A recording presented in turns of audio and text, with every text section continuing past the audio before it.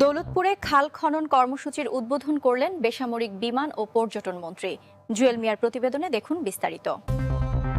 মানিকগঞ্জের দৌলতপুর উপজেলার তালুক হাপানিয়া গ্রামে খাল খনন কর্মসূচির উদ্বোধন করেছেন আফরোজা খানম রিতা, বেসামরিক বিমান ও পর্যটন মন্ত্রী।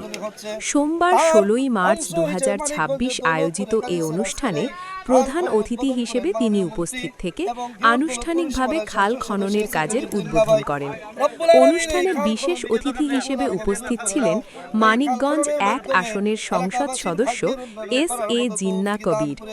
এ সময় স্থানীয় জনপ্রতিনিধি, প্রশাসনের কর্মকর্তা এবং এলাকার গণ্যমান্য ব্যক্তিরা উপস্থিত ছিলেন। উদ্বোধনী বক্তব্যে মন্ত্রী বলেন, খাল খননের মাধ্যমে এলাকার জলাবদ্ধতা নিরসন, কৃষি উৎপাদন বৃদ্ধি এবং পরিবেশের ভারসাম্য রক্ষায় গুরুত্বপূর্ণ ভূমিকা রাখবে। স্থানীয় বাসিন্দারাও এই উদ্যোগকে স্বাগত জানিয়েছেন।